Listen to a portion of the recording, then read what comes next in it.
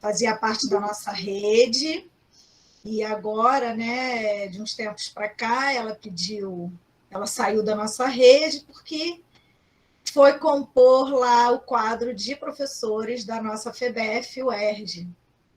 Então, ela agora é professora da FEBEF, entre outras coisas, que eu vou apresentar ela agora. Ela é doutora em Educação pela Universidade Federal Fluminense, mestre em Educação pela Universidade Federal Fluminense, pedagoga pela Universidade Federal do Rio de Janeiro, professora adjunta da Universidade do Estado do Rio de Janeiro, UERJ-FEBEF, pesquisadora do Núcleo de Estudos e Pesquisas em Gestão e Políticas Públicas em Educação, no GEP, e do Grupo de Estudos e Pesquisas em Políticas Públicas, Formação de Professores e Direito à Educação, Grupo EFOR. Especialista em Administração e Supervisão Educacional, professora adjunta no curso de Pedagogia nas Faculdades Integradas Maria Tereza, professora assistente em EAD na Faculdade Unileia, coordenadora estadual do Rio de Janeiro da Associação Nacional pela Formação dos Profissionais de Educação, ANFOP, tem como temática central de investigação as relações entre o público e o privado na educação brasileira. Educação em tempo integral, políticas públicas em educação e gestão educacional. Então, para o nosso tema de hoje, que é a legislação educacional, não poderíamos ter uma pessoa melhor para essa conversa dessa tarde. Bem-vinda, Karine, obrigada. Tenho certeza que vai ser muito bom. Olá, boa tarde a todas, todos, todes que estão aqui nessa tarde. É uma alegria e uma honra muito grande hoje conversar e dialogar com gestores de Duque de Caxias. Duque de Caxias é parte da minha trajetória. Eu fui professora da rede ao longo de 11 anos, 11 para 12 anos concursada, e saí agorinha, no dia 2 de junho, eu pedi exoneração para ir para a UERJ, depois de uma trajetória inteira. Caxias que me deu a oportunidade de estudar com licença remunerada para estudos, o que hoje não é mais possível. Então, eu só tenho a agradecer. Estar aqui hoje é uma forma de carinho, de afeto, por tudo que Caxias me deu e me proporcionou ao longo desses anos. Você pode passar, Kate, por favor? Bom, acho que eu não tinha outra forma de começar que não fosse agradecendo. Primeiro, a cada um de vocês, gestores, por estarem aqui ao longo de todos esses meses. Esse curso teve o meu dedinho, eu ainda na secretaria ajudei a conceber esse curso, que foi um sonho muito antigo, já que a gente acalentava há muitos anos. Então, eu tenho uma gratidão enorme por vocês estarem aqui, né, com tanto entusiasmo pelo que as meninas têm me dito e discutindo educação ao longo desses meses. A Glacione, que é a nossa, quer dizer, nossa, não mais minha querida amiga, mas a diretora do CPF-PF, por ter permitido isso. E olha, o CPF-PF tem uma equipe maravilhosa. Eu coloquei aqui nominalmente as pessoas que estão por trás da organização desse curso, né, e que trabalham pra caramba para que ele ocorra. Então, a Kate, a Flavinha, a Ana, a Luciana e a Secretaria de Educação por abrir esse espaço importante e potente de diálogo entre os gestores escolares, porque eu acho que de tudo que foi dito ao longo de todos esses meses, e ainda mais de tudo que será dito até o finalizar, né, até o apagar das luzes desse curso, o mais importante é o diálogo entre vocês, entre os gestores, é esse aproximar os gestores uns dos outros e descobrir que, no final das contas, a gente não está sozinho nas nossas angústias, nas nossas dificuldades. Pode passar, Kate, por favor. Agradecimentos feitos, eu queria começar falando, então, entrar no tema e falar de lei. E quando a gente começa a falar de lei, é muito engraçado que as pessoas já torcem o nariz assim de cara, né? E dizem, lei é chato, a lei é muito chata, né? E a primeira coisa, devia estar ao contrário aí no slide, na hora eu não pensei, a primeira coisa que eu quero dizer para vocês é que estudar lei é legal. Eu juro, vocês vão ver que é legal, né? Depende do olhar que a gente tem sobre a lei. E tem uma coisa que é muito especial, que vocês têm de sobra, que é o cotidiano da escola. E quando a gente olha a legislação a partir do cotidiano da escola, aquilo toma uma outra proporção e uma outra coloração aos nossos olhos. E foi assim que eu aprendi a gostar de estudar a legislação. E eu espero que hoje vocês gostem pelo menos um pouquinho ao longo dessas 2 horas que a gente vai estar aqui juntos. O segundo pressuposto é que a lei, ela existe, mas ela não se converte em realidade só porque ela está escrita, né? A gente pode pensar, por exemplo, na lei da palmada, que foi um alarde, todo mundo colocou em tudo quanto é lugar, mas foi uma lei que aqui no Brasil tem isso, né? Foi a lei que não pegou, né? Tem lei que pega, tem lei que não pega. Mas, na verdade, a legislação, ela tensiona a realidade, ela pressiona para que aquilo aconteça. Mas não é só estar escrito que ela vai acontecer. E a gente vai ver aqui nos artigos que eu trouxe para a gente discutir, que, de fato, em alguns deles ela não acontece mesmo. Mas em outros, ela traz uma nova percepção de coisas que a gente não tinha pensado antes. Agora, tem uma coisa. Garantir o cumprimento dessa lei. E essa semana isso toma ainda uma força ainda maior, isso que eu vou dizer agora, né? Garantir o cumprimento da lei, cobrar as condições adequadas para que ela se efetive no nosso cotidiano escolar, é papel de todos nós, né? Garantir que aquilo que está lá se converta em realidade, pressionar para que aquilo que está lá seja de fato dado para as nossas escolas e para as nossas crianças, isso sim é papel de todos nós, inclusive dos gestores escolares. Bom, e aí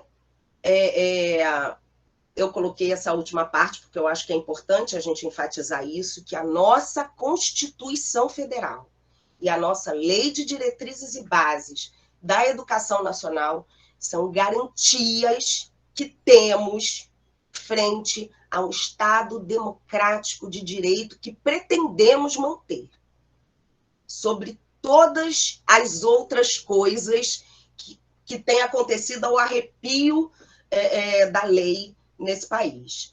Então, acho que, coincidentemente, né, a gente chega nesse momento para estudar a legislação educacional, colocando sobre ela todo o peso que ela merece. Dados os pressupostos, aí eu coloquei uma frasezinha, né? A democracia é a pior forma de governo imaginável, à exceção de todas as outras, atribuída, né? Não sei se foi dita mesmo, porque hoje em dia, mas atribuída a Churchill. Então, quer dizer, nenhuma forma de governo é perfeita, mas a partir de uma legislação séria, construída a duras penas após 21 anos de ditadura civil-militar, a gente tem uma Constituição forte, e eu começo por ela para falar de educação. Pode passar, Kate, por favor.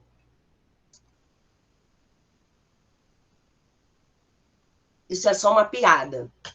Ou seja, eu estou ainda tentando descobrir se no estudo da lei eu devo rir pelo que temos conquistado até então, ou se eu devo chorar pelo ainda tanto que temos para conquistar.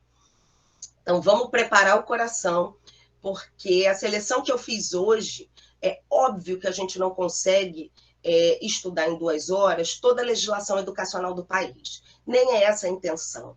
Mas eu trouxe alguns artigos que se modificaram recentemente e alguns outros que eu considerei necessários que a gente relembre. Porque às vezes a gente leu há muito tempo atrás e nunca mais pegou aquilo ali. E aquilo às vezes tem uma importância tão profunda para o nosso cotidiano escolar que passa despercebido. Então, preparem o coração de vocês para as coisas que eu vou começar a contar agora. Kate. Para começar, a gente precisa definir, né, o que a gente está tentando garantir aqui. Qual é a definição de educação? Por mais que a gente tenha definições de educação muito próprias, né, que tem a ver com o nosso percurso de vida, com a nossa formação acadêmica, com tudo que a gente viveu em diálogo com a realidade, a legislação traz para a gente uma definição que é para todos os brasileiros. O artigo 1º da LDB traz a seguinte redação: a educação abrange os processos formativos que se desenvolvem na vida familiar, na convivência humana, no trabalho, nas instituições de ensino e pesquisa, nos movimentos sociais e organizações da sociedade civil e nas manifestações culturais. Educação é tudo isso. Educação é quando a gente vai conviver com o nosso coleguinha, com o vizinho, com alguém que tem uma percepção de mundo completamente diferente da gente. E a gente se educa na convivência com ele. A gente se educa quando a gente começa a trabalhar novinho e que não tem muito senso de responsabilidade, mas que o nosso chefe vai lá e coloca a gente, enquadra a gente no horário que a gente tem que chegar, no horário correto. E isso nos educa. Obviamente, nas instituições de ensino, a gente está careca de saber que as instituições de ensino educam, né, de várias formas, não só na parte intelectual. Pesquisa nos movimentos sociais. O MST educa, o MBL também educa, dentro de uma outra visão, mas também educa, né? Então, os movimentos sociais, eles estão aí presentes também para educar. Isso tudo, né, as organizações da sociedade civil, as manifestações culturais, como temos o Mate com Angu, por exemplo, né, tudo isso é educação. Mas a lei da educação, ela não vai tratar de tudo isso, porque são âmbitos diferentes.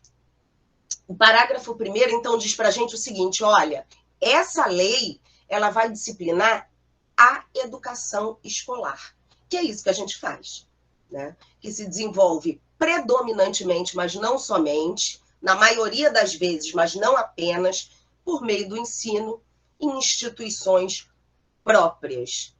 E a educação escolar deve vincular-se ao mundo do trabalho, e não ao mercado de trabalho, mas ao mundo do trabalho, da convivência, do trabalho como princípio educativo e a prática social, fortalecendo assim a nossa sociedade.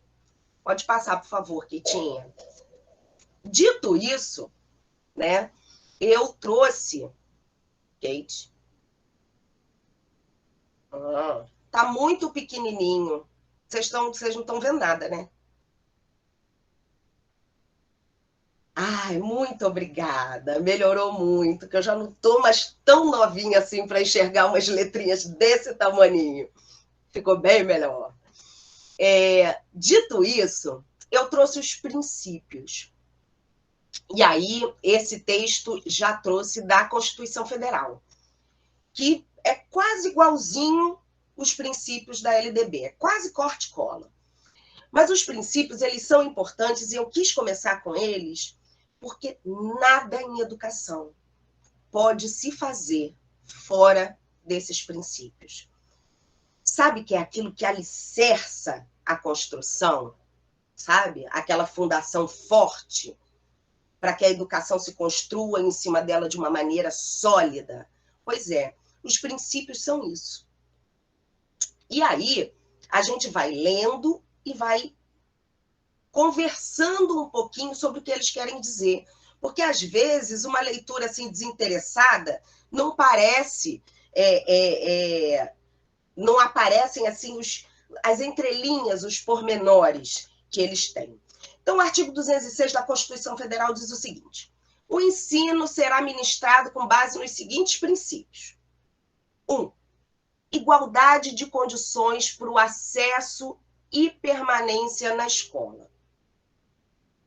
Ah, Karina, a gente está careca de saber disso, né? Pois é. Mas a gente precisa atentar para algumas coisas que são muito interessantes no cotidiano da escola. Quando a gente fala de igualdade de condições para acesso, a gente está falando de vaga, né? Tem que ter vaga. E aí, vocês recebem aquelas cartinhas bonitinhas do Conselho Tutelar, com 46 dentro da sala, dizendo tem que matricular a fulana de tal. A cartinha do Ministério Público dizendo tem que matricular o fulano de tal. E aí as diretoras ficam enlouquecidas, porque não tem onde colocar a criança, a turma está assim, não tem turma para entrar, e a cartinha chega. Enfim, vocês fazem ginástica, já vi isso acontecer diversas vezes, para encaixar um, para encaixar outro, para dar um jeito. Por quê? Porque o Ministério Público está cobrando algo que não é culpa de vocês, diretores, obviamente, né? Mas alguma coisa que é um princípio constitucional. Tem que ter a vaga. Não na escola de cada uma de vocês, porque tem que ser respeitadas também as condições físicas e estruturais. Entretanto, a vaga tem que existir em algum lugar.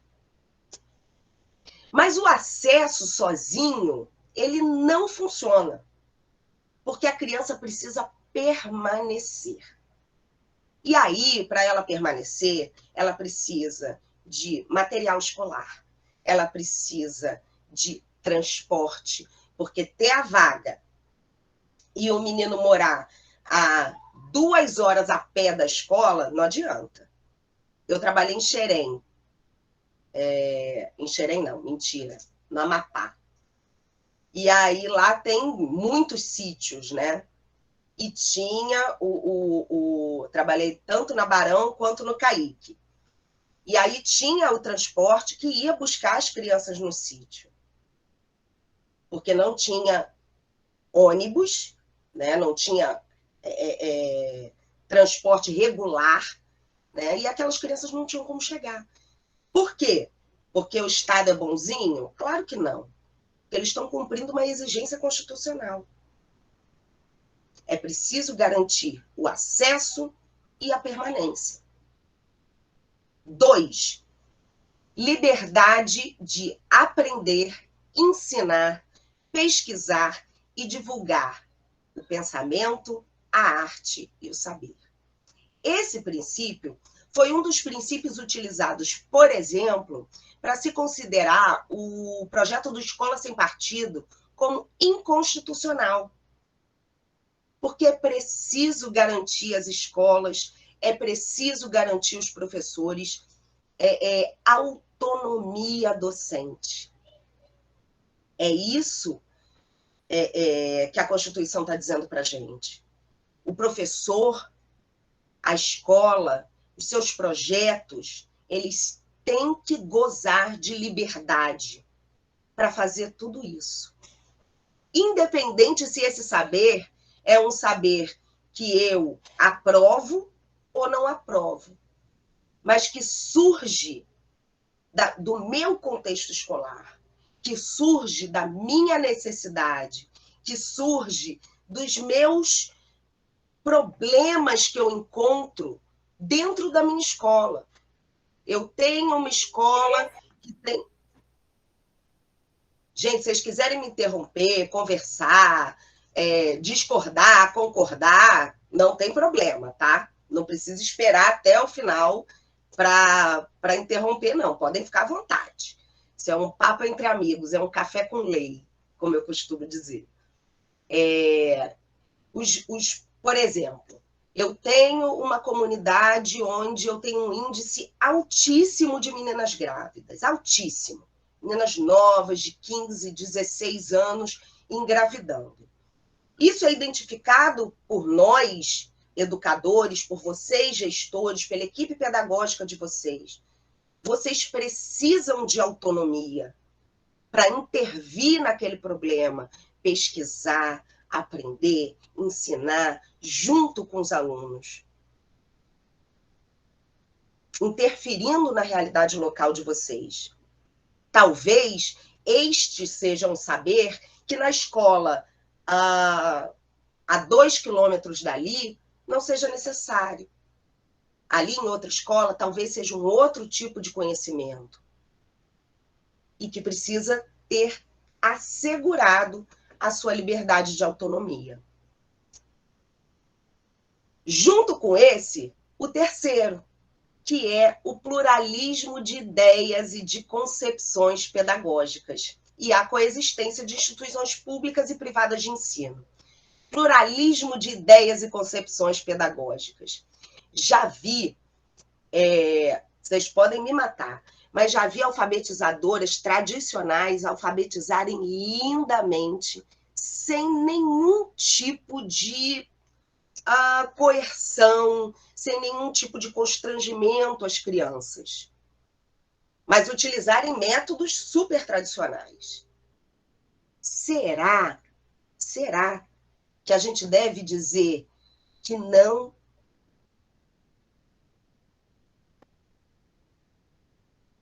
Será?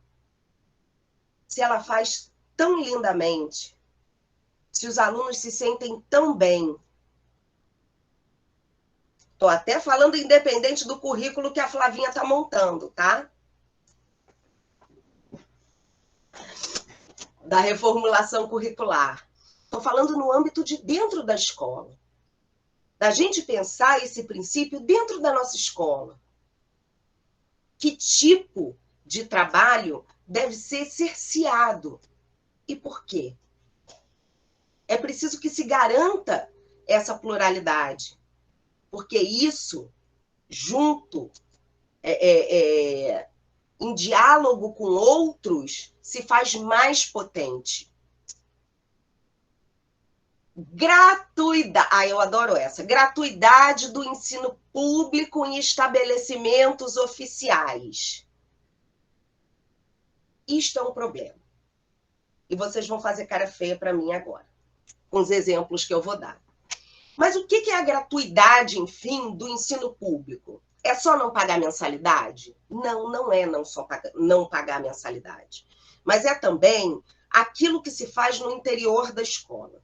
E eu entendo perfeitamente a necessidade que temos de arrecadar os caraminguazinhos no festival do algodão doce, no festival do cachorro-quente, etc, etc. O problema é quando esse tipo de cobrança ou de colaboração se impõe sobre as crianças de uma forma negativa. Ou seja, existem crianças que não têm R$1 para comprar o festival do algodão doce.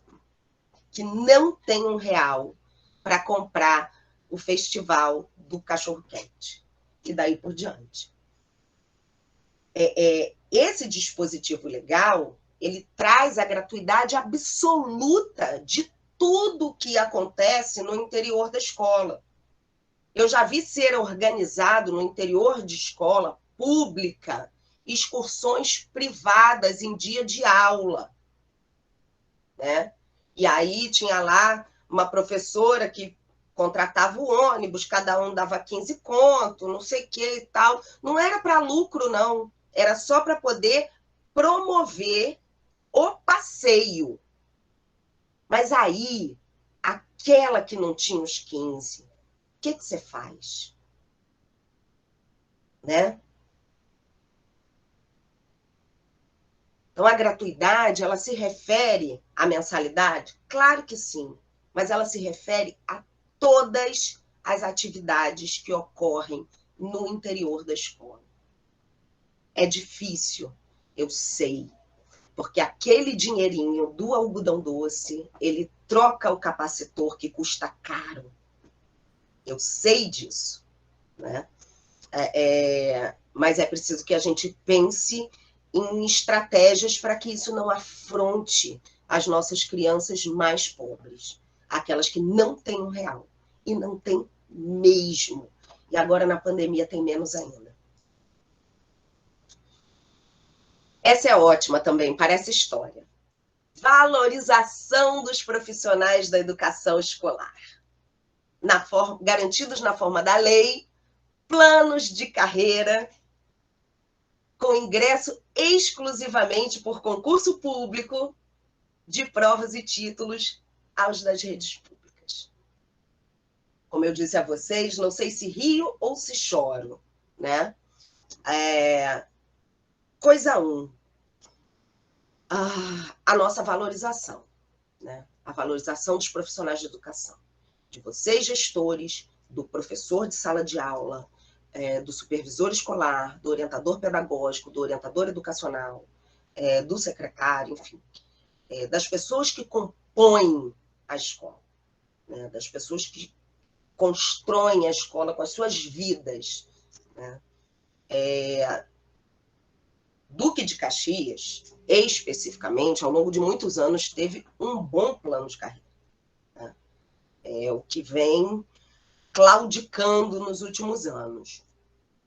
Isso não é a realidade da maioria dos municípios, das redes de ensino de uma forma geral e dos municípios de forma muito específica. Os municípios têm mais dificuldade, inclusive financeira, para cumprir a valorização dos profissionais de educação, principalmente a valorização da sua remuneração, né? Mas está aqui. E a gente pode e deve pressionar para que seja cumprido. Está na lei, né? Está aqui na Constituição Federal, está na nossa LDB e está no Plano Nacional de Educação.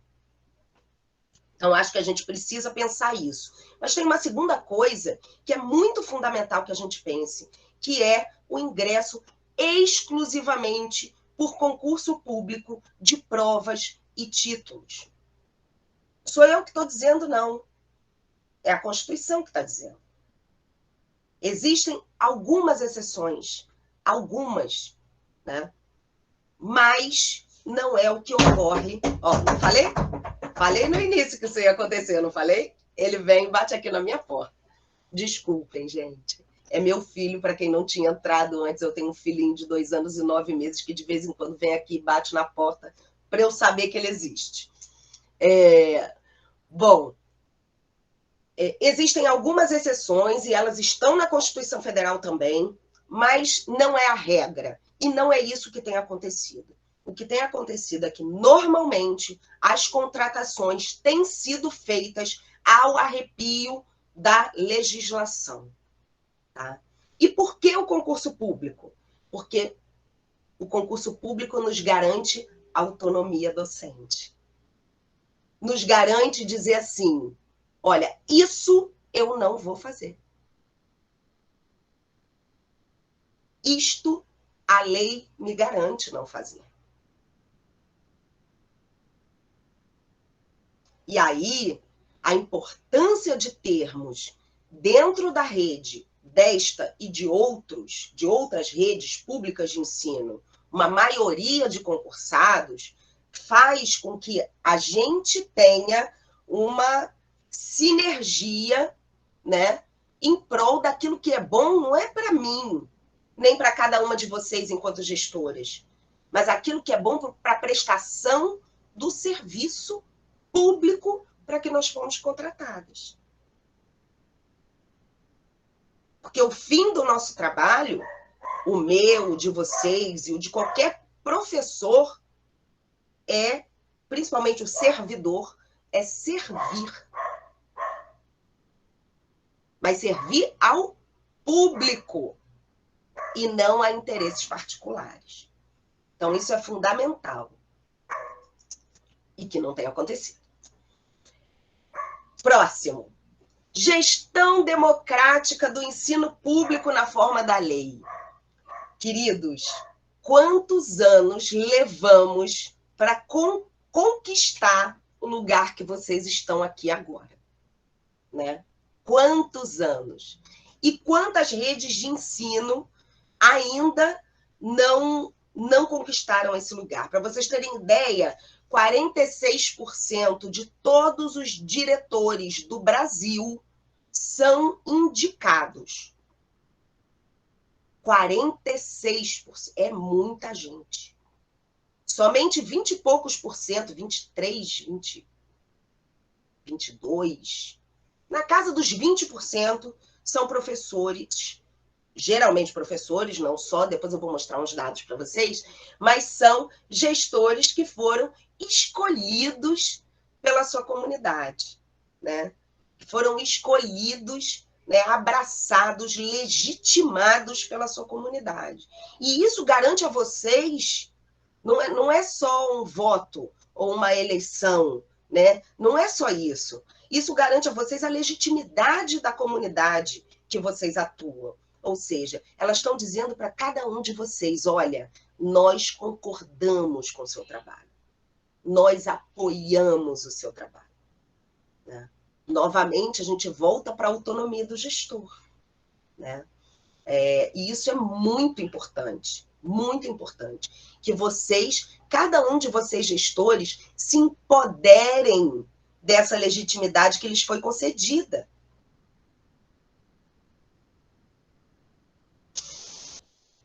Próximo, garantia do padrão de qualidade. Esse padrão de qualidade é um buraco negro, né? Porque qualidade é um termo muito elástico, né?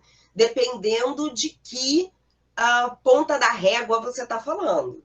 Então, para mim, esse dispositivo é um dispositivo que só vai ser esclarecido, na verdade, a partir do Plano Nacional de Educação, que tem uma visão, me parece, enviesada do que é qualidade, que liga a qualidade ao IDEB, exclusivamente ao IDEB. Mas esse é um papo para um outro dia, não é papo para hoje. Piso salarial profissional nacional para os profissionais da educação escolar pública nos termos da lei federal. O que também tem claudicado ultimamente em nível nacional, pensando nacionalmente, né? A gente tinha um histórico de aumentos do piso salarial nacional do professor da educação básica, o que anda congelado, acho que nos últimos 2 anos, se eu não me engano, que não teve reajuste no piso nacional. E é um direito que para a gente, quer dizer, para vocês, eu ainda não me soltei de Caxias completamente, mas que para vocês talvez ainda não faça uma diferença importante, né? Tendo em vista que Duque de Caxias paga além do piso, mas é importante para outras redes de ensino. São Gonçalo, por exemplo, não paga o piso. E a gente está falando de um estado como Rio de Janeiro, né? A gente não está falando de um estado como Piauí, por exemplo. Então, a gente precisa continuar atento ao cumprimento da lei do piso, que também é a lei do 1/3. Garantia do direito à educação e aprendizagem ao longo da vida, né? O direito à educação para todos e todas, independente do tempo, da idade, do tempo que se passou. E aí vem um parágrafo único que para a gente não é importante. Esses são os princípios. Então, olha quanta coisa a gente perde, né? Quando a gente não se atenta para o que a lei diz para a gente. Olha quantos direitos, quantas garantias a Constituição, que é a lei magna desse país, garante para cada um de nós no exercício do nosso trabalho. Pode passar, Kate, por favor. Tendo em vista né, essa base já consolidada, né, essa base trabalhada, eu parto, então, para a LDB. A Constituição é mais difícil de mudar. Ela muda, tem as emendas constitucionais. Mas a LDB ela é mais fácil, porque ela é uma lei menor. Então, a gente tem mais modificações na LDB do que na Constituição, principalmente as mais recentes. Esse slide, ele traz para a gente a força de um dispositivo que aparece na LDB, que aparece na Constituição também, que diz, olha, a educação obrigatória é direito público subjetivo. E aí você vai, direito público, mas a educação não é direito de todos, mas não são todas as etapas, não são todas as modalidades. Todas são direito, mas tem um direito que é um direito especial, sabe? É um direito que é um direito tão forte que nem a própria criatura pode se desfazer dele. Pensa naquele aluno que eu sei que vocês têm. Aquele que quando aponta lá no portão, você já arrepia inteira. Pensou nele? Aquele mesmo, sabe? O menino vai para a aula, ou menina, né? A criatura chega no portão, você já arrepia e fala, pronto, acabou o dia. Né? Vem ele. Vou dar o nome. Não sei. Vou botar Joãozinho, porque Joãozinho é sempre o culpado das coisas, né, tadinho? Vou botar Marcelinho, que é o nome do meu filho. Pronto. Marcelinho chega na escola, todo mundo arrepia. Ele entra na sala, ele derruba as coisas dos outros, ele bate nas outras crianças. A professora, doida, não aguenta mais, pega Marcelinho e entrega para você, dona diretora, né? Fala, dona diretora, olha... Não, primeiro passa pela Flávia, que é orientadora pedagógica. Aí depois passa para você, dona diretora. Não aguento mais, eu não consigo dar aula e tal, entrega. Aí a diretora vai, começa lá a fazer as contas lá, né, da prestação de contas que vocês têm que fazer, né? E tá Marcelinho lá tocando o horror na sala da diretora. A diretora tem que fazer aquela prestação de contas que ela tem prazo, não está conseguindo trabalhar, liga para o responsável e fala, dona mamãe, a senhora pode, por favor, vir aqui buscar Marcelinho? Porque não está dando. Hoje está difícil.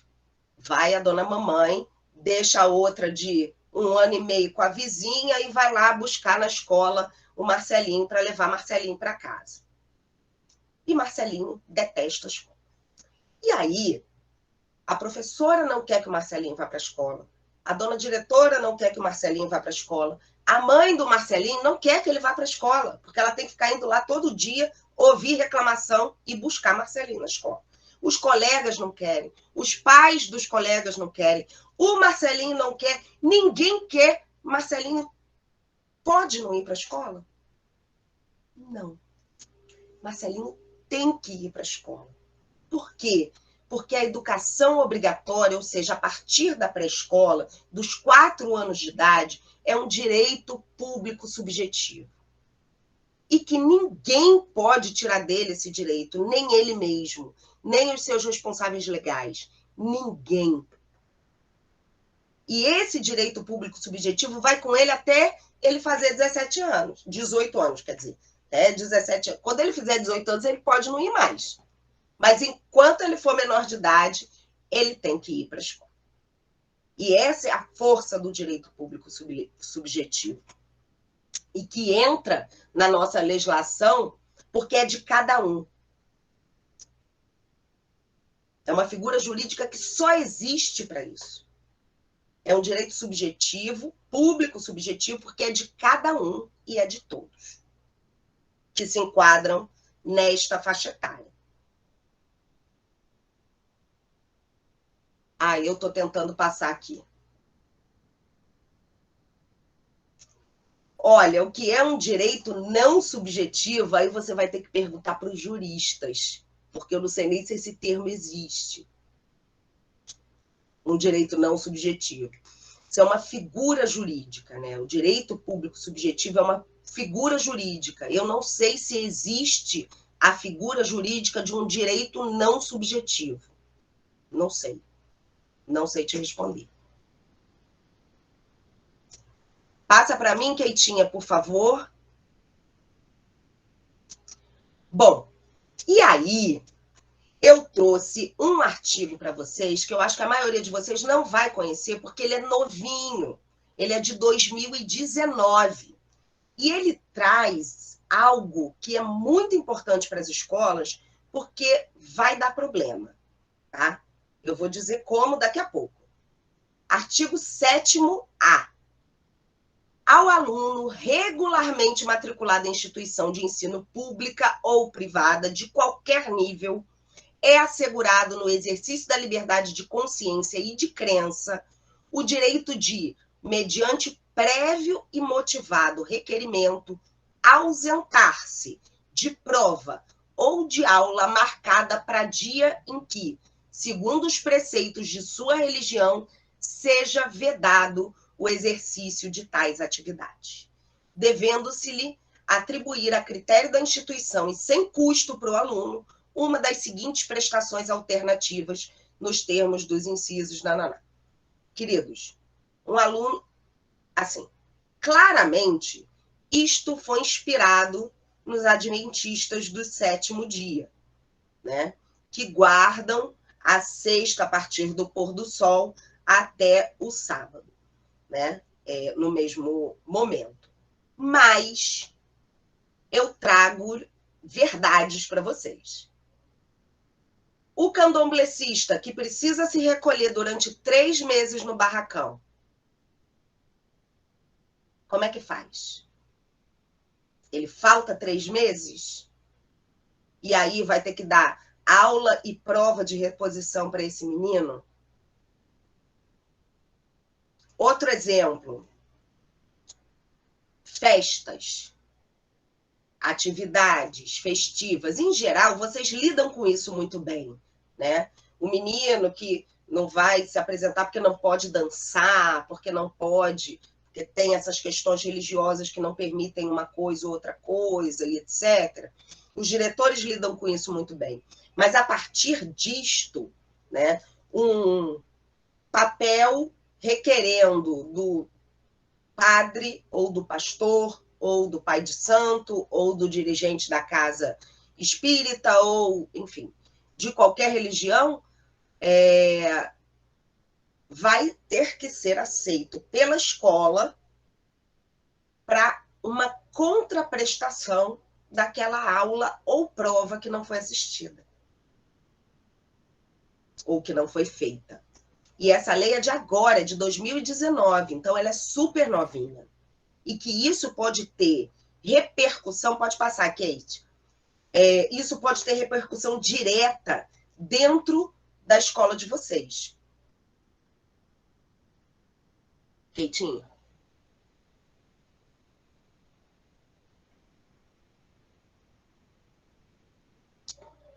E aí estava lá, prova ou aula de reposição, trabalho escrito ou outra modalidade de atividade e pesquisa, e qualquer uma dessas atividades tem que estar adequada ao plano de aula do dia da ausência do menino ou da menina, enfim, não pode ser outra coisa diversa.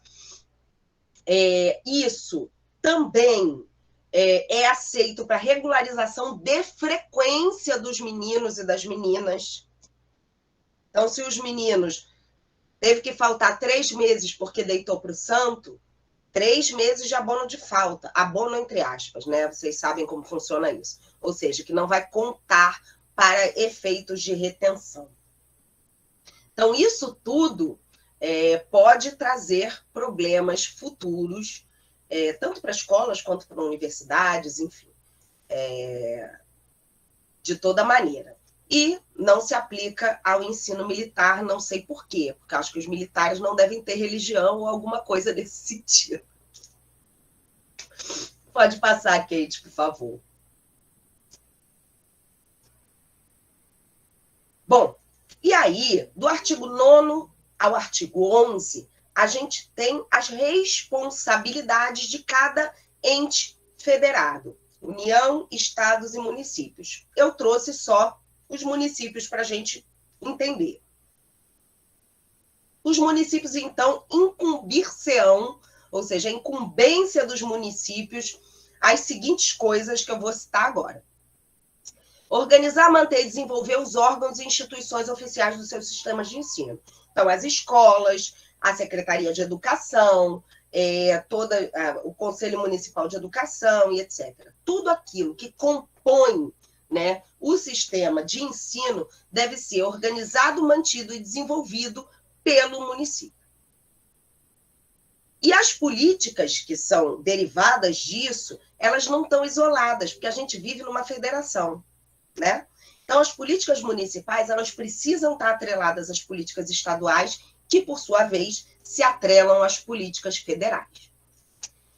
Exercer, essa eu adoro também, ação redistributiva em relação às suas escolas. Ou seja, o município recolhe os seus impostos, né? E recebe, a partir de ação redistributiva também, do governo federal, recursos.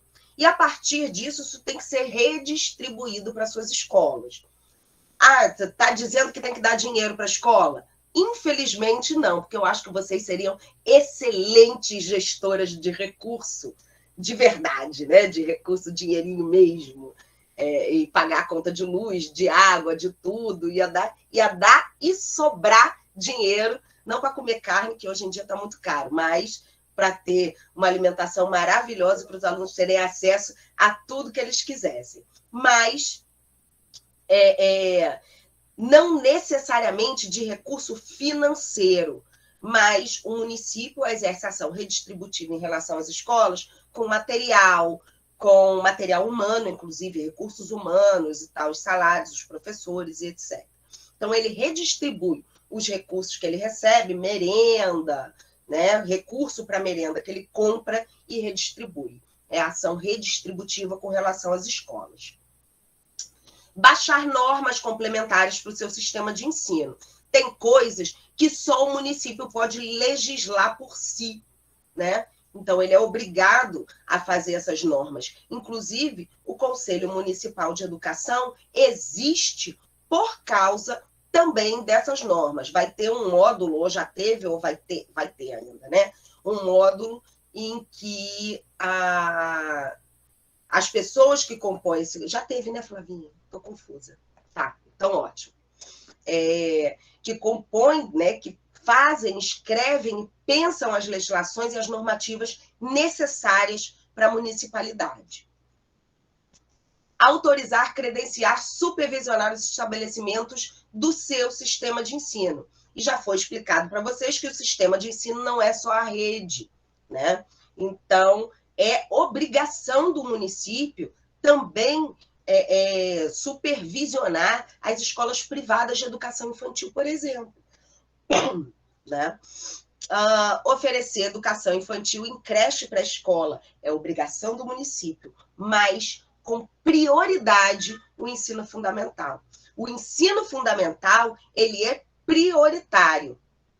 Não que a educação infantil não seja obrigatória, porque ela é, inclusive a partir dos 4 anos de idade. Mas a prioridade, segundo a LDB, dos municípios, é o ensino fundamental. Tem outra reunião entrando aqui embaixo. Karine, um minutinho. Eu fico sempre com dúvida nisso, né? A prioridade é o ensino fundamental, mas a partir dos 4 também é obrigatório. E se ele não fizer, tudo bem? Não, claro que não. Se ele não fizer, ele tem que agir em regime de colaboração com as outras instâncias para que seja garantida a escolarização obrigatória. O Estado tem que entrar, por exemplo, Duque de Caxias dá conta de oferecer o fundamental, tá? Mas não está dando conta de oferecer o fundamental e oferecer 4 e 5 anos, que é a obrigatoriedade de matrícula, não é de oferecimento, é de matrícula, tá? Não está dando conta. O que ela faz? Em regime de colaboração com o Estado, repassa para o Estado parte do segundo segmento para poder atender 4 e 5 anos, que é o que geralmente acontece, tá? Então, O regime de colaboração é exatamente isso, para atender à demanda obrigatória. E, como eu disse antes, lá falando do transporte, né, da garantia de acesso e permanência, assumir o transporte escolar dos alunos da rede municipal. É fundamental, não tem como. E os municípios podem optar por aderir ao sistema estadual e aí não receber o recurso da educação e passar tudo para o Estado. Existem pouquíssimas no Brasil, mas os prefeitos geralmente gostam de gerir a sua própria educação. Eu toda hora aperto o botão para passar. Passa para mim, Kate, por favor. E agora, né, o artigo 12 e 13, ele traz as obrigações da escola e as obrigações dos professores, né?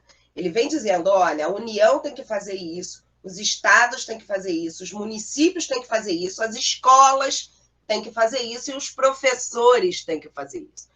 Então, aqui eu trouxe só as escolas e os professores. As escolas representadas por vocês, que são gestoras, né? Estão carecas de saber a maioria dessas coisas. Elaborar e executar a proposta pedagógica da escola, né? Administrar o seu pessoal, os seus recursos materiais e financeiros, porque hoje a escola recebe recurso federal, mas recebe. Assegurar o cumprimento dos dias letivos e horas aula estabelecidas. E eu quero deixar uma coisa clara aqui, que esta é a incumbência da escola. E eu quero dizer para vocês, queridas gestoras, que não é necessariamente incumbência do diretor escolar, mas de toda a escola, tá? Coletivamente. Porque quando fala assim, a incumbência da escola, o diretor já fica com as costas desse tamanho, né? Pensando assim, tá tudo aqui. E não é exatamente isso, ou seja, é de toda a escola de maneira coletiva. Então, assegurar o cumprimento dos dias letivos e horas-aula estabelecidas. Velar pelo cumprimento do plano de trabalho de cada docente. Você vai fazer o plano dele? Claro que não. A escola não vai interferir diretamente no plano de cada docente. Entretanto, vai cuidar, né, para que esse plano seja execuível, para que seja possível o docente poder trabalhar.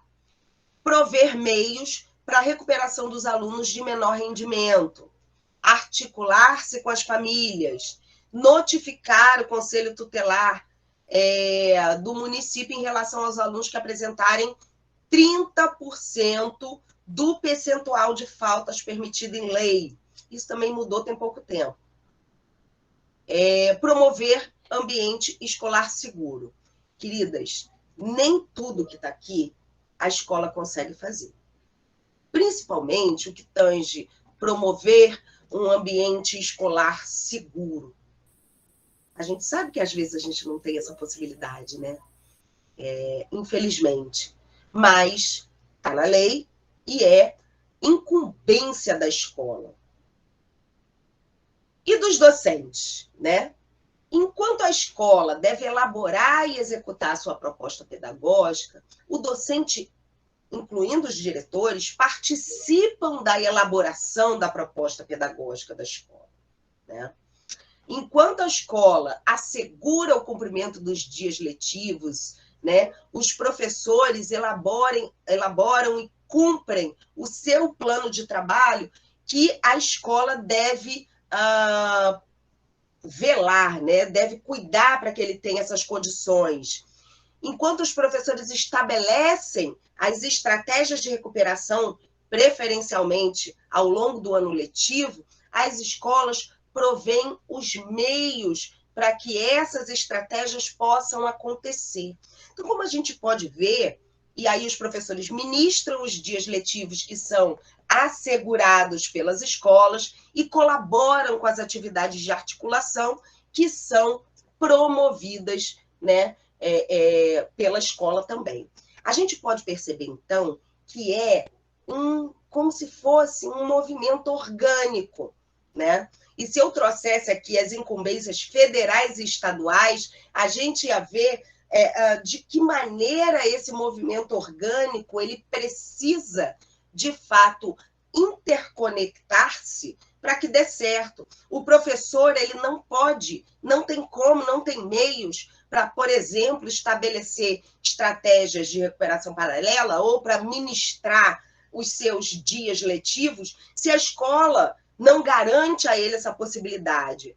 Ao passo que a escola não pode garantir essa possibilidade se o município não der a ele condições, por exemplo, contextuais, locais, para que isso aconteça. Hoje tem uma recordação no meu Facebook, coincidentemente, eu trabalhava na Ricardo Augusto, na época, e hoje, há 8 anos atrás, sei lá, 9 anos atrás, estava tendo uma operação do BOP e não teve aula nesse dia. O que a escola pode fazer com relação a isso? Absolutamente nada. Nesse caso específico, nem o município, porque segurança pública é responsabilidade do Estado. Então, por que eu trouxe isso? Porque eu quero dizer a vocês que aquilo que é de nossa responsabilidade, a gente deve agarrar com unhas e dentes. Agora, aquilo que não é de nossa responsabilidade, 2 coisas. Primeiro, não deve fazer a gente sofrer. E segundo, cobrar de quem é a responsabilidade. Junto com a nossa comunidade escolar, aqueles que elegeram vocês e que deram a vocês a legitimidade pelo lugar onde vocês estão. Pode passar, Kate. Gente, eu vou ter que pular coisas. Eu já sei que eu vou ter que pular coisas. Não, vai indo que não pula nada, não. Se precisar acelerar, eu falo com você. Tá bom. Então, vamos lá. Gestão democrática. Isso é um imbróglio, né, gente? Isso é um imbróglio. Porque a gente sabe, primeiro, antes de falar da lei, que gestão democrática é um troço difícil pra caramba, né? Porque, às vezes, a gente precisa tomar decisões. E isso é inevitável.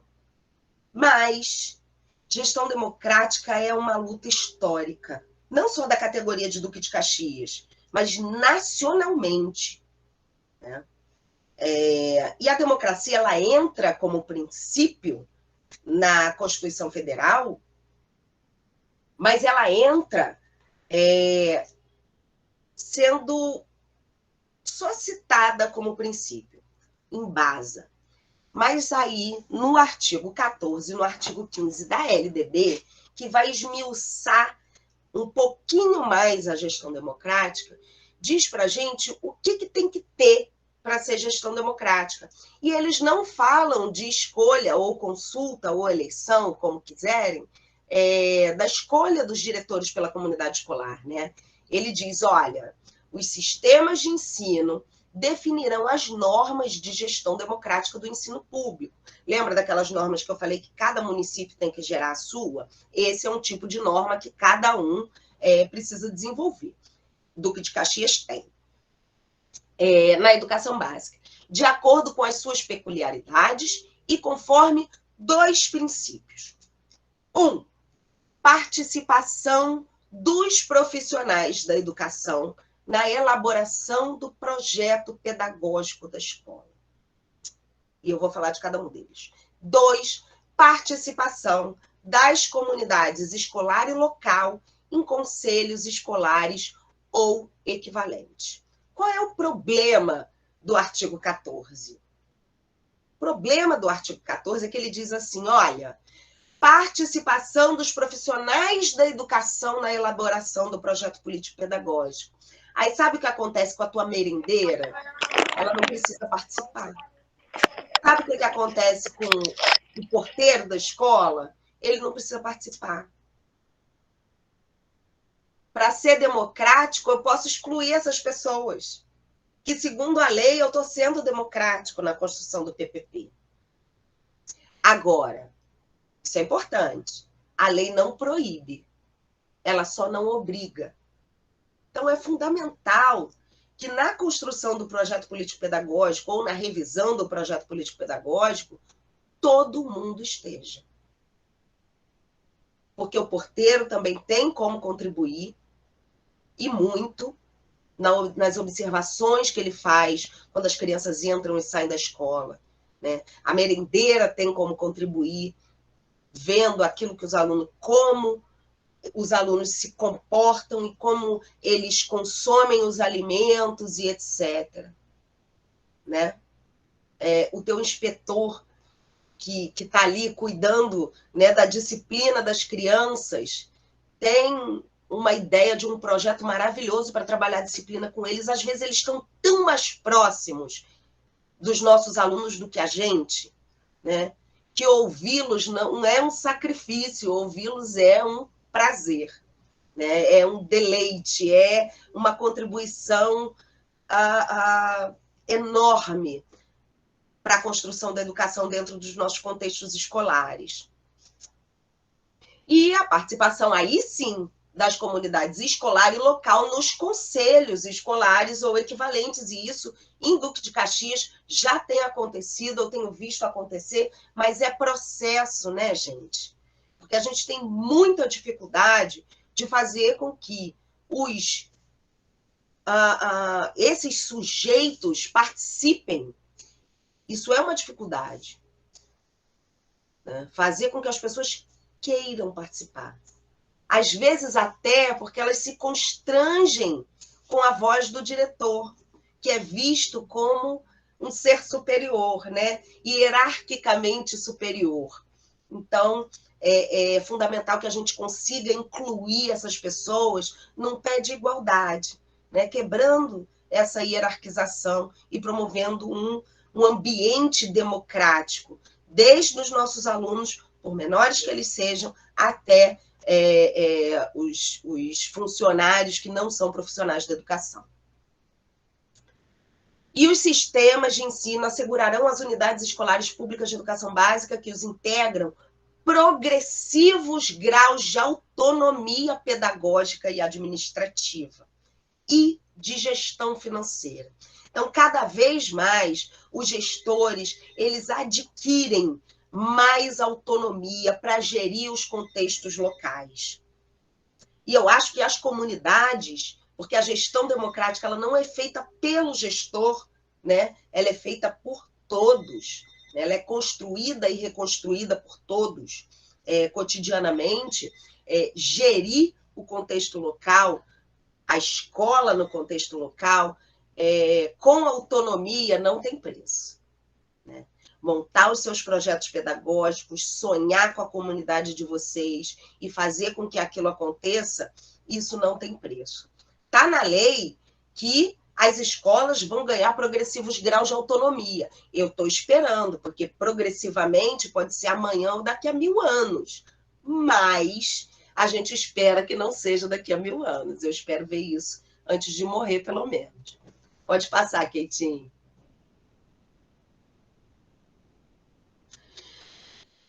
Este é um problema. Sempre é um problema. É o artigo 33 da LDB que traz para a gente o artigo da laicidade. Ensino religioso, né? Nós não temos mais, vocês não têm mais, em Duque de Caxias, a figura do ensino religioso, embora ele conste na legislação e tenha ganho recentemente um processo que foi aberto pelo Observatório da Laicidade do Estado no Supremo, né? A sua existência foi considerada constitucional, ganhou no Supremo. A existência da disciplina ensino religioso. Então, o que diz a lei? O ensino religioso de matrícula facultativa, então o aluno não é obrigado a se matricular na disciplina de ensino religioso, é parte integrante da formação básica do cidadão e constitui disciplina dos horários normais das escolas públicas de ensino fundamental. Aí, só ensino fundamental, tá, gente? Assegurado respeito à diversidade cultural religiosa do Brasil, vedadas quaisquer formas de proselitismo, ou seja, puxar a brasa para sua sardinha, ou seja, defesa de qualquer tipo de religião, né, de denominação religiosa. O que isso implica? que tem que existir ensino religioso na grade das escolas públicas de ensino fundamental. A figura do ensino religioso tem que estar lá, né? E segundo, que o aluno não pode ser obrigado a se matricular na disciplina. E aí eu pergunto a vocês, queridos diretores, o que vocês vão fazer com as criaturas que não quiserem assistir à disciplina de ensino religioso naquele horário? O que você faz com eles? O professor de ensino religioso vai lá dar a aula dele, né? E você, metade da turma não quer assistir. Aí você vai fazer o quê com a metade da turma que não quer assistir? Não tem inspetor suficiente? Pois é, eu também quero saber. Porque não tem o que fazer. Porque tem que estar dentro da grade. Se tem que estar dentro da grade, tem que ter alguma coisa para esses meninos fazerem que não querem assistir. E tem todo o direito, está aqui na lei. Então, isso é um problema seríssimo dentro das redes de ensino. Quando o aluno reconhece, né, e isso tem que ficar claro para ele, para que a gente seja honesto, né? Olha, tem aula aqui de ensino religioso, mas você não precisa assistir, não precisa se matricular. E aí, obviamente, pelo que eu bem conheço dos nossos meninos e meninas, eu acho muito difícil que ele podendo ficar lá embaixo, né, paquerando, conversando, jogando bola, ele vá querer ficar na aula assistindo ensino religioso. E digo mais, eu estou falando aqui pensando agora num segundo segmento. Você imagina isso no primeiro segmento, com crianças de 7, 8, 9 anos de idade. Então, isso se complica muito. Ou seja, a gente pode questionar, perdemos, né? Porque eu estava apoiando a ADI, que foi a ação direta de inconstitucionalidade que foi impetrada, mas perdemos no Supremo, e está aí esse elefante branco na nossa LDB, né? Contrariando, inclusive, a laicidade do Estado. E outra, ainda, além disso, você tem a possibilidade de ter aulas de determinadas religiões, que é o que acontece no estado do Rio de Janeiro, nas escolas estaduais do Rio de Janeiro.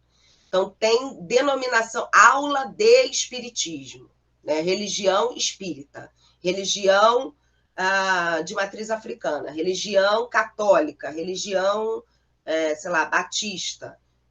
Tem as religiões. Essa questão, alguém falou aqui no chat que inquieta muito, inquieta a mim também. E aí eu vou contar uma história rapidinha que aconteceu. E a gente não percebe o quanto a religião ela entra nas escolas que deveriam ser laicas, sabe? Festa de Natal. O que é Natal? É o nascimento de Cristo, ligado diretamente a uma religião. Por que a gente não pode, dentro da escola, substituir isso por uma festa de fim de ano? É tão simples, né? Festa de fim de ano é para todo mundo, né? Para cristãos e não cristãos, né? Mas uma festa de Natal, né? Que comemora o nascimento de Cristo. E eu acho, assim, eu acho que a religião ela tem um papel fundamental na vida da sociedade, na vida de cada um, né? Acho fundamental. No meu foro íntimo, não na escola pública, né? E aí, numa escola que eu trabalhei, aí em Duque de Caxias, se a diretora estiver aí, ela vai lembrar. Eu falei, gente, não vamos fazer, né, festa de Natal, vamos fazer uma festa de fim de ano. Poxa, né, a escola é laica e tal. Nossa, mas teve uma professora que ficou com tanta raiva de mim, tanta raiva de mim. Eu sei que no final das contas eu já estava taxada na escola como anticristo, como se eu tivesse ido para ali tirar Cristo de dentro da escola, sabe? Pode falar, diretora da Helena. Tá sem áudio, Raquel. Tá sem áudio ainda. Oi, boa Oi, tarde. boa tarde. Olha só, por exemplo, você está falando de escola pública, Sim. né? Tá. Porque quando você coloca o seu filho na escola particular, se for uma escola adventista, você já sabe as normas da escola. Perfeito. Quanto ao Natal, eu penso da seguinte forma, tá? Deus não criou religião. Deus não criou religião. Entendeu? Então, eu acho que você pode, sim, mas contar a história de um modo diferente, como muitas vezes a gente faz com a Páscoa. A gente fala dos símbolos, mas a gente não. Às vezes, a gente não faz, como a escola é laica, a gente tenta não. A gente fala dos símbolos, mas a gente não deixa de lembrar. Então, eu não vejo nada demais, tá? Você contar uma história no Natal e falar sobre Jesus Cristo. Eu, Raquel. Te entendo. Posso te fazer uma pergunta? Pode. É possível, dentro da sua escola, no dia 8 de dezembro, a gente fazer uma festa maravilhosa para Oxum no meio do pátio? Para o quê? Para Oxum. É um orixá. Olha, aqui nós já trabalhamos esse tema, africanidade. Sim, não, eu não estou perguntando isso. Eu estou falando fazer uma festa, como é feito Natal, como é feito Páscoa, fazer uma festa para Oxalá enorme, com todos os símbolos da africanidade, com gente dançando, vestido de orixá, no meio do pátio da sua escola. Pode fazer? Olha só, nós já trabalhamos isso no noturno. E foi uma festa linda. Só que a gente Por que não trabalhou no diurno? A gente trabalhou cultura africana. Entendeu? E tiveram várias vertentes. E ficou muito bonito. Eles gostaram muito. O que eu quero dizer com isso, é Raquel seu nome, né? É. O que eu quero dizer com isso, Raquel, é que Deus, ou Oxalá, ou Buda, ou, enfim, qualquer uma denominação, é de foro íntimo. A Páscoa, a partir do momento que você coloca para ele os símbolos de uma determinada religião, seja ela qual for, isso passa por cima da laicidade, porque a religiosidade é de foro íntimo, é de foro de cada um, é igual o Pai Nosso de manhã. A minha sogra é muito católica, né? Ministra da Igreja Católica. E aí ela diz para mim, mas o Pai Nosso é uma oração universal. E eu digo para ela, não é, porque a gente tem gente que é ateu, né? O Pai Nosso não é rezado nas religiões de matriz africana. O Pai Nosso não é rezado no budismo, nem no judaísmo, que não é cristão. Então, a gente precisa ter a noção de que a nossa religiosidade ela é sagrada individualmente. Dá muito pano para manga, dá muito, porque tem uma questão cultural também, que envolve tudo isso, né? Uma gestora falou isso, fez esse apontamento, que Páscoa e Natal se não perpassariam por questões culturais, né? Eu ia falar disso agora, o Diego quer falar. Diga, Diego. Boa tarde, gente. Eu Boa tarde. Da Escola Aline Gonçalves. Realmente, assim, são temas que geralmente geram muitos conflitos na escola, né? E aí, para nós, gestores, é muito difícil. Eu mesmo assim, já passei muitas situações delicadas, né? Eu concordo com a Karine através das leituras. Quando eu fui dirigir, que eu cheguei na escola para ser diretor, eu não sou de candomblé, mas assim, eu conheço toda a sua origem por conta de estudos, né? E assim, a ex-diretora, ela era assim, babalorixá. E a sala dela tinha um monte de coisa do candomblé, né? A sala de leitura também tinha um monte de coisa do candomblé. Então, assim, isso me deu um trabalho que, assim, foi a primeira coisa que eu fiz, eu pedi para retirar tudo e entregar ela, né? Porque, assim, não pode ter Bíblia aberta na escola, como eu já vi. Já cheguei em escola, tem Nossa Senhora da Aparecida na mesa. Não pode, gente, não tem como. A religião é para ser tratada dentro de casa e fora. Eu tenho a minha religião e eu nem divulgo, porque eu falo isso na escola. Eu não vou nem falar a minha religião, porque eu não quero ter apontamento aqui dentro, né? Então, assim, a questão do Natal também, depois eu tive outro conflito, porque, assim, tinha metade era cristão, metade era do candomblé.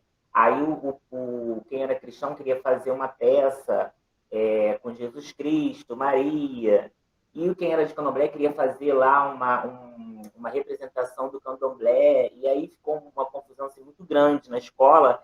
A gente teve que fazer um acordo, né, para não fazer nenhum tipo de religião, fazer uma festa neutra, para a gente poder entrar em paz com de férias. Então, assim, é uma questão que dá pano para manga. Religião dentro da escola, política, gênero, sexualidade. Eu estudo gênero e sexualidade, e assim, também dá muito pano para manga, porque aí o conservadorismo, os evangélicos não acreditam no estudo. Então, assim, tem certas coisas que para a gente tocar tem que ter muito cuidado, né? Então, assim, mas eu acho, Diego, eu concordo com você, mas eu acho também que a gente não pode fugir da escuta e fugir do debate, né?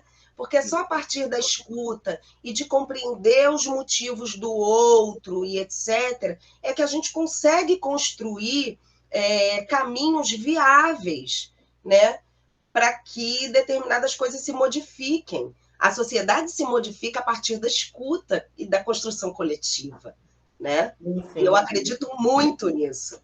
E assim, eu já trabalhei em outra rede também, que eu também assim já tive conflitos por causa do Pai Nosso, porque assim, a diretora depois do hino ela tinha que rezar um Pai Nosso. E aí eu falei a mesma coisa que você. Se depois do hino a gente colocar uma gira aqui de Exu, vocês vão ficar? Vai ser uma confusão. Entendeu? E aí eu consegui tirar o Pai Nosso da escola. Consegui, graças a Deus. É só essa contribuição. Tá bom? Não, isso é muito bom. Não é pelo Pai Nosso. A oração é uma oração linda.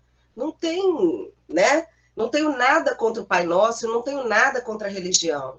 Mas eu acho que dentro da escola a gente pode substituir isso por uma poesia, né? Por uma música, por um outro tipo de emanar o bem ao próximo, entende? E a lei diz para a gente, é vedado quaisquer formas de proselitismo. Então, se você abre a porta para uma religião, você tem que abrir a porta para todas as religiões. E aí, todas as religiões, eu estou incluindo voodoo, né, que é uma religião, né, eu estou incluindo magia negra, eu estou incluindo todas as religiões, porque são todas, né? Porque não pode ter proselitismo. Então, acho que são coisas e que essa discussão de forma alguma acaba aqui. Eu acho que isso é importante que a gente coloque e que, obviamente, eu não vou mudar as práticas escolares a partir de uma fala e nem a partir da lei, como eu falei para vocês no início dessa apresentação. Mas que coloque, assim, aquela pulguinha atrás da orelha, que isso seja mais maturado e mais discutido. Né? Que a gente não fique com medo de discutir, porque a intenção é sempre melhorar para todo mundo, né? E não para aqueles que compactuam com o que eu acredito, né? Mas que se melhore para todos e todas. Alguém quer mais colocar alguma coisa aqui relacionada à religião? Fala, Luciene. Então, boa tarde, né, a todos. Boa tarde. Isso está me recordando um episódio que aconteceu aqui na nossa escola, né, há uns 3 anos atrás, quando aconteceram alguns episódios, né, relacionados à tentativa de suicídios, até de nossos alunos mesmo, né? Foi um momento muito dramático para a nossa escola aqui. E aí, né, assim, uma dessas tentativa de atendimento a uma dessas adolescentes, a gente teve contato através do hospital, hein? Moacir do Carmo. Tivemos contato com um pessoal que disse que conhecia um grupo de teatro que poderia estar indo até a escola para fazer uma peça teatral onde poderia abordar essa questão de uma outra maneira, né? De uma maneira mais, né, lúdica, não sei o quê, e a gente assim, achou fantástica a proposta, né? Aceitamos, inclusive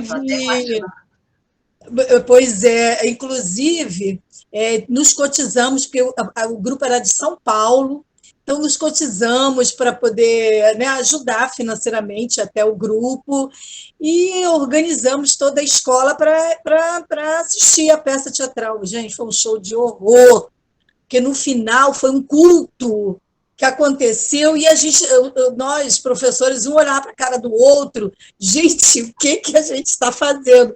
E a comunidade completamente assim, né, extasiada, e a gente não, né, porque para eles aquilo ali é possível, é normal, eles não têm, né, uma visão, um entendimento crítico de que esse é um espaço, né, onde aquilo não poderia estar acontecendo.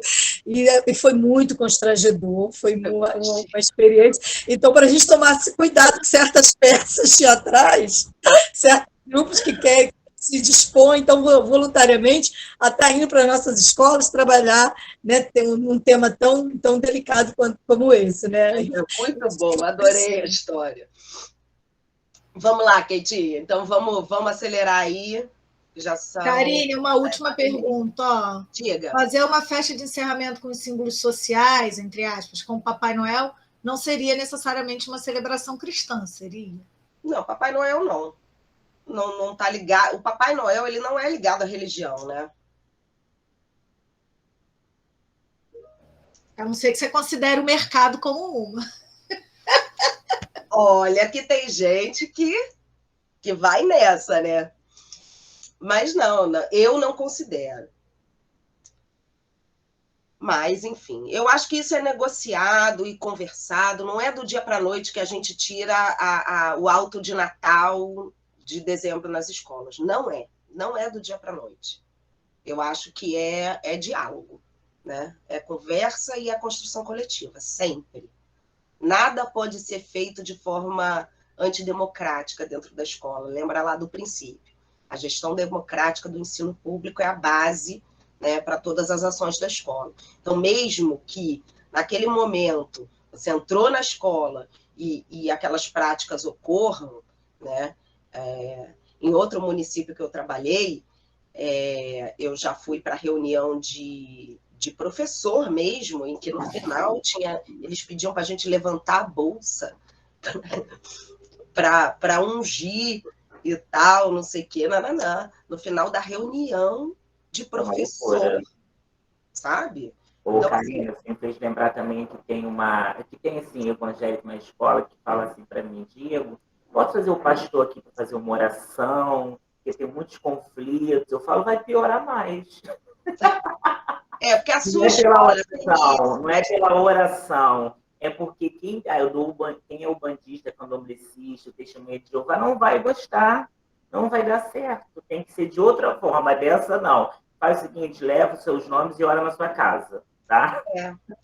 Porque não dá, e não é só, a gente usa, às vezes a gente vê que tem muitos exemplos de evangélico, mas não é só evangélico que faz isso, não. Católico também faz, você deu o exemplo da sua da diretora que ocupava o lugar na sua escola antes de você, que ela tinha símbolos de candomblé espalhados pela escola inteira. Então, isso não é restrito a um tipo de religião específica, né? Mas a uma natureza que a gente tem de o que tem, não é nada demais e tal, e isso pode ofender outra pessoa, né? De outra religião ou de outra denominação religiosa, enfim. Então, acho que a gente precisa discutir. Então, eu faço sempre questão de trazer o artigo 33, exatamente porque é o artigo que mobiliza, sabe? É aquele artigo que todo mundo tem um exemplo, todo mundo quer falar alguma coisa, todo mundo... E que a gente precisa começar a colocar na mesa, porque é fundamental que a gente coloque. Pode passar, Keitinha.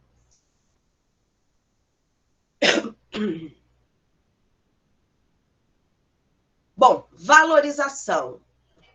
Não vai dar tempo mesmo. Mas eu trabalho todos e deixo os slides para vocês verem depois. Os sistemas de ensino promoverão a valorização dos profissionais de educação, já falei sobre isso, ingresso exclusivo por concurso público, aperfeiçoamento profissional continuado, isso que a gente está fazendo aqui hoje com vocês, né? Inclusive com licenciamento periódico remunerado para esse fim. Esse aí de Caxias voou, e de outros lugares nunca houve. O piso salarial profissional, isso tudo a gente já falou anteriormente. Progressão funcional baseada na titulação, habilitação e na avaliação do desempenho. Período reservado a estudos, planejamento e avaliação, a nossa querida lei do 1/3, né? E que está muito difícil de ser cumprida, porque é preciso que tenha profissional suficiente para liberar o professor para fazer o planejamento, para liberar o professor para fazer o grupo de estudos, enfim, sem prejudicar os dias letivos e as horas, e condições adequadas de trabalho, e aí varia muito de escola para escola. A gente tem escolas com boas condições físicas, né, falando de infraestrutura, e outras escolas ainda com uma dificuldade enorme, mas está na lei, e isso faz parte da valorização do professor. Ter um lugar fresco para trabalhar, né? Que a gente não derreta com ele no calor de fevereiro, né? Ter um lugar que não chova na nossa cabeça quando a tempestade é grande. Enfim, ter condições materiais de trabalhar. Só na lei, Rosana, muito difícil mesmo. Pode passar.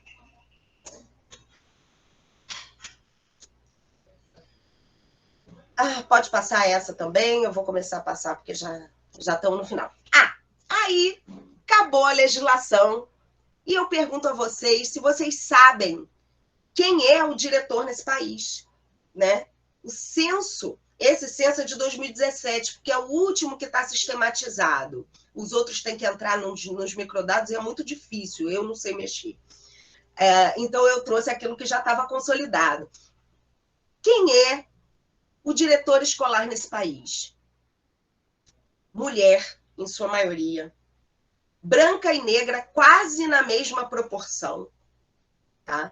E isso eu fiquei, assim, muito feliz, porque há algum tempo atrás a gente tinha mulheres brancas muito à frente de mulheres negras nas direções escolares. Isso importa, isso é representatividade, mostra para os nossos alunos que a mulher negra é maravilhosa e que está ali dirigindo uma escola com toda a sua força. Então, essa divisão aí entre mulheres brancas e negras nas direções da escola me fez muito feliz. E acima dos 40 anos, em sua maioria, isso no censo brasileiro. Pode passar, Kate. Com ensino superior e com mais de 8 anos de formada. Em geral, as diretoras, já que somos majoritariamente mulheres, né, têm ensino superior completo. Isso muito em função também da legislação educacional, que trouxe a obrigatoriedade do ensino superior para os professores. Pode passar. Quanto vocês ganham? Vocês sabem quanto vocês ganham? No Brasil, o diretor ganha entre 3,7 mil e 9,3 mil reais, em sua maioria, né? Contando todas as suas remunerações. Mas a gente tem também, e aí depois eu vou deixar disponível esses slides se vocês quiserem olhar direitinho, uma quantidade considerável de diretores que trabalham em 25%, na verdade, diretores que trabalham em outros lugares, ou seja, que compõem renda com outras funções. Pode passar, Kate. Isso é fundamental, na minha visão, ou seja, um diretor que passou pela sala de aula. No Brasil, temos, em sua maioria, diretores que foram professores, que passaram pela sala de aula e que sabem o que é dar uma aula e que sabem a necessidade de uma folha de papel ao maço. Não existe mais papel ao maço hoje em dia, de uma folha de papel ofício, de uma xerox. Existe ainda, Raquel? A Raquel está fazendo assim, que existe. Pois é, mas que sabe a importância de pequenas coisas para o desenvolvimento de um trabalho com mais tranquilidade. Pode passar, Kate. Com menos de 10 anos na mesma escola, né? Mas com mais de 20 anos de carreira. A maioria dos nossos diretores tem aí mais de 20 anos de estrada, né? E olha que engraçado, mais de 20 anos de estrada, mas tem 8 anos de formado. Então, a gente tem aí diretores que se vestem de coragem e vão atrás de uma formação continuada, de outros conhecimentos que possam alimentar a prática de vocês. Pode passar, Kate. E aí, falando de gestão e experiência docente, né?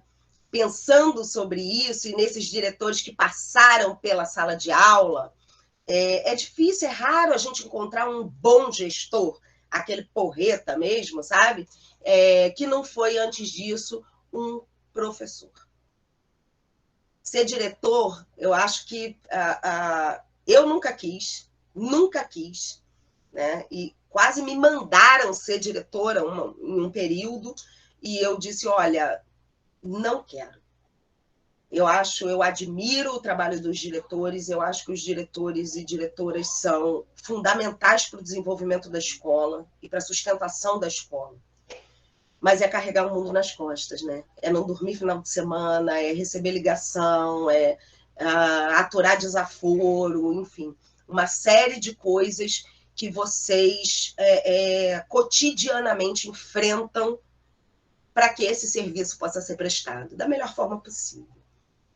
Mas o que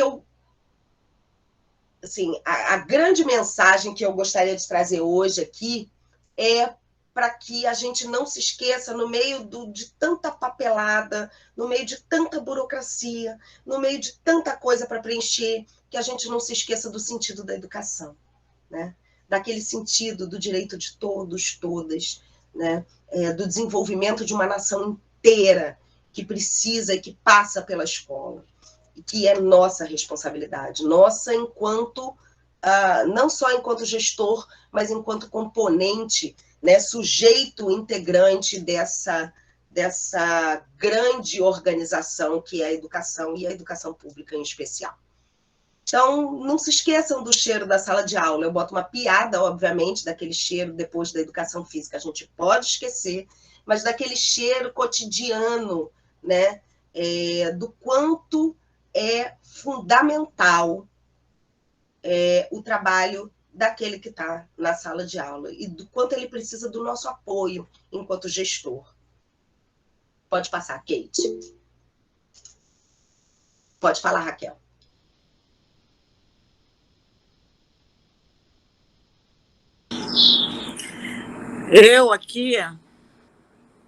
Eu era alfabetizadora. Aqui nessa escola eu já fui tudo. E eu acho que cada professor teria que fazer um estágio dentro de uma sala de direção, ser o diretor da escola. Eu acho também. Eu acho. Eu não quero, não. Jeito, eu acho. Não, do mesmo jeito que eu sempre amei alfabetizar, né? Eu já fui orientadora educacional. Nesse tempo, a gente ainda conseguia desviar de função, né? Porque, na realidade, eu sou P2, mas eu tenho pedagogia já há 30 anos. Eu já me aposentei pela rede, então eu já fiz de tudo nessa escola. Tudo que você pensar, eu já fiz. Já fui até faxineira. Hoje, eu que limpo a minha sala, por causa dos cuidados da Covid, eu que limpo a minha sala. Então, eu acho que cada professor tinha que sentar nessa cadeira aqui, nem que fosse um mês. Eu também acho. Porque eles não entendem que a nossa essência, a gente está diretor, mas a gente não deixa de ser professor. Entendeu? Então, eles acham que estar aqui é uma coisa fácil. Não é. Eu passei por tudo nessa escola e uma das coisas mais difíceis que eu já fiz e faço há muitos anos é porque eu gosto de estar diretor. Eu acho também que esse revezamento nas gestões da escola, isso é muito salutar, isso é muito saudável. Também acho. Né, que outros professores possam ocupar esses espaços e sentir as dores de vocês, entende? Mas né? Eles não querem. O que eu luto aqui, porque assim, eu não gostaria que viesse ninguém de fora. Mas o que eu luto aqui para sair uma chapa, sabe? Para ter para concorrer. Porque as pessoas que estão aqui há muitos anos. Então, conhecem como é que é a escola. A gente luta, a gente pena. Ninguém quer. É difícil. Mas é cultura, Raquel. É isso, é cultura. É algo que a gente começou agora a eleger diretor, né? Então, é uma cultura que ela vai se construindo. Eu tenho muita fé nos educadores de Caxias, que a gente vai ter uma profusão de chapas aí já, para ocupar e revezar com vocês esse bastão tão pesado que é a direção escolar. Tem certeza? Eu duvido, mas tudo bem. Você tem mais tempo que eu, pode ser que você esteja certa. Eu duvido, mas tudo bem. Bom, gente, encaminhando aqui para o final, para não terminar assim, diante de tantas negações, né? Ou seja, tantas coisas que a gente viu que a lei traz de bacana para a gente, que na verdade não acontece, eu não gosto nunca de terminar nenhuma fala de maneira triste. Eu sempre gosto de terminar as minhas falas de maneira esperançosa. E aí, para não dizer que eu não falei das flores, eu trouxe um trecho que eu gosto muito, de Educação na Cidade, do Paulo Freire. E ele diz o seguinte: o homem e a mulher fazem a história a partir de uma dada circunstância concreta, de uma estrutura que já existe quando a gente chega ao mundo.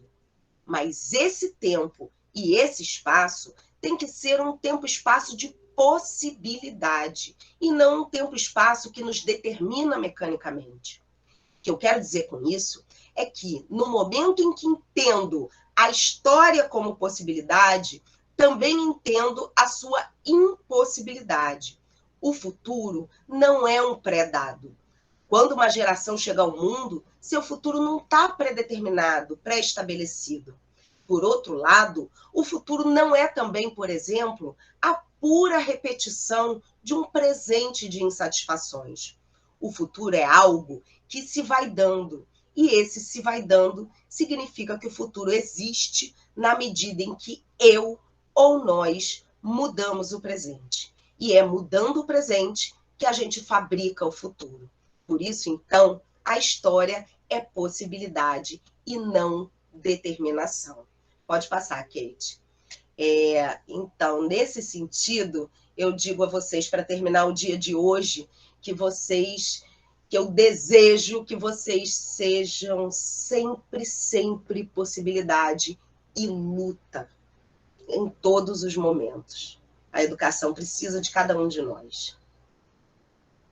E aí, a última, só obrigada. Pode passar, Quietinha. Eu agradeço. Acho que a gente tem aí alguns minutinhos para vocês se colocarem, falarem, dizerem... Temos sim. Professora, continuo detestando lei. Temos, e assim, pegando o seu gancho, Karine, de quando a gente fala, né? Eu agora estou tendo possibilidade de conhecer várias escolas e várias direções, e o quanto que eu percebo o cheiro de sala de aula. Não é só porque a sala da Raquel tem cheiro de óleos essenciais, não, hein? Não estou falando disso, não. Estou falando do cheiro do compromisso que esses gestores têm. É uma coisa assim, sabe aquela coisa mais linda, né? Desse compromisso. Eu fico arrepiada, gente, que esses gestores têm nessa luta. Ah lá, o óleo da Raquel.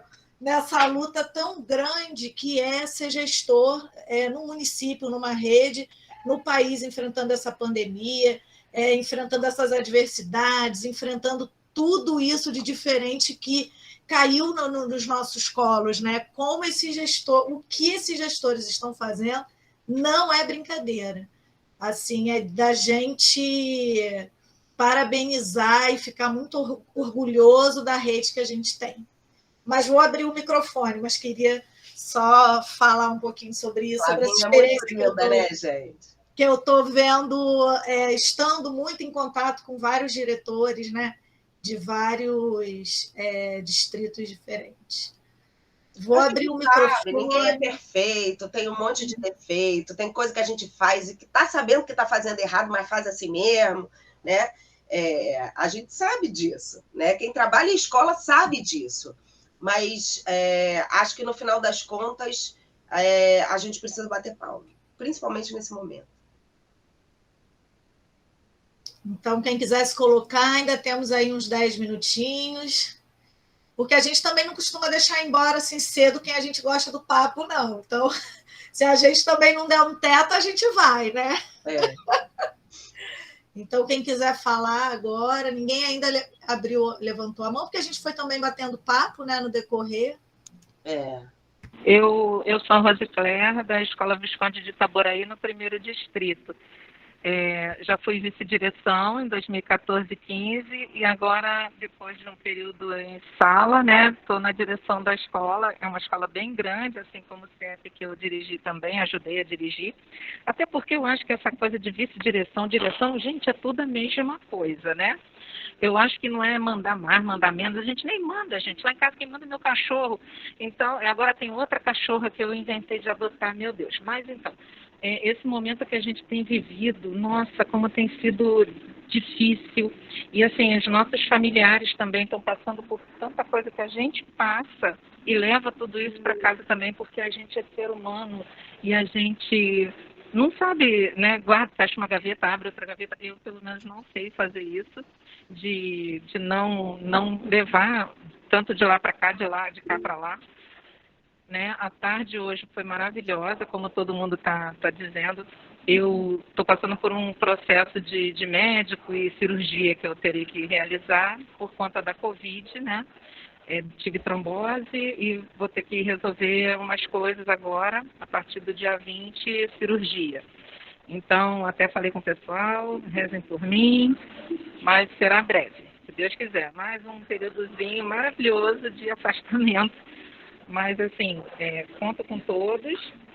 E esse período realmente está sendo muito difícil para todo mundo, gente. A gente perdendo pessoas queridas, próximas, professores, né, funcionários. Esse ano passado, a gente perdeu 2 funcionárias da escola. Então, pessoas que estão na escola há muito tempo, e a gente perdeu essas pessoas. E, sabe, a gente não tem como retornar, a gente retornou mal, sabe? Está sendo muito difícil, tudo. Para quem já tem algum tipo de comprometimento, vamos dizer assim, né? Com questões mentais mesmo, eu tenho depressão, estou me cuidando de um monte de coisa. Está sendo muito difícil passar por esse período, mas eu sempre falo, né, no grupo dos gestores, a gente está aqui para se ajudar. A Secretaria de Educação tem nos dado muito apoio, pelo menos eu sempre tenho solicitado coisas e a Secretaria prontamente nos tem ajudado. Eu até falo, né, eu não sabia que eu seria tão bem aceita por eu ser militante, de aparecer na televisão, de estar com cartaz, de vender meu bolo de pote. Então eu não achava que eu seria querida, vamos dizer assim. Mas eu estou muito feliz pela Secretaria ter se tornado, né, se mostrado imparcial nesse momento e se mostrado assim do lado dos diretores, que a gente sabe que foram professores, então eu não deixo o meu cheirinho de sala de aula de jeito nenhum. Eu amo estar em sala de aula, amo estar na direção, porque você vai transformar a sala de aula estando nessa direção, né? Então a gente está procurando fazer o melhor nesse momento de direção, para que a escola fique cada vez melhor, né? Para que a sala de aula não perca nunca esse cheirinho. Tá? Muito obrigada a todos pelo convite de participar, né, mais uma vez desse curso. Agradeço mesmo, foi muito agradável. Karine, obrigada. Eu que agradeço. Vai dar tudo certo. Rosicler, é Rosicler, né? Você falou. Rosicler. Vai dar tudo certo. Esse momento é um momento difícil, mas vai ficar tudo bem. É um momento muito complexo mesmo, muito difícil para todo mundo. Agora, a Secretaria de Educação, ela precisa apoiar as escolas, né? Ela precisa apoiar o diretor, ela precisa dar a vocês condições de trabalho, porque senão fica inviável, né? É verdade. A gente sabe que tem muito ainda para se fazer, entendeu? A gente sabe que quanto à inclusão, muito já foi feito em Caxias, o nosso município foi pioneiro na inclusão, e eu sei que foi muita coisa bacana feita, mas ainda há muito para ser feito, muitos cuidadores, né, que a gente chama os agentes de apoio à inclusão, muita coisa ainda precisa ser feita, né? Mas a gente vai conseguir chegar lá. É isso aí.